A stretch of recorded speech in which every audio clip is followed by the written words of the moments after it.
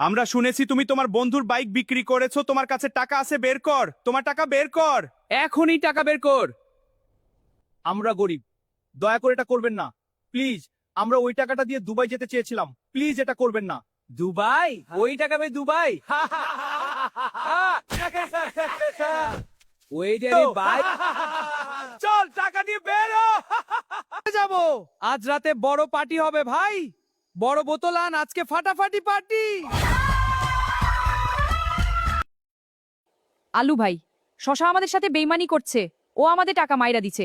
আমরা ওরে নিজের ভাই ভাবছিলাম, কিন্তু শশা পেছন দিয়ে ছুরি মারছে আলু ভাই। টাকার জন্য আমাদের বিক্রি কইরা দিল। বন্ধুরা ভাবল সে টাকাটা নিয়ে পালিয়ে গেছে। বিশ্বাস ভেঙেছে, স্বপ্ন ভেঙেছে, কিন্তু সত্যিটা ছিল সম্পূর্ণ অন্যরকম। যে বন্ধুকে তারা বিশ্বাসঘাতক ভাবছে, সে তখন রক্তমাখা কাদায় পড়ে লড়ছিল জীবনের সাথে। সত্য একদিন সামনে আসে, আর সেই সত্য বদলে দেয় পুরো গল্প। এরপর কি হবে জানতে সাথে থাকুন পরের পর্বে।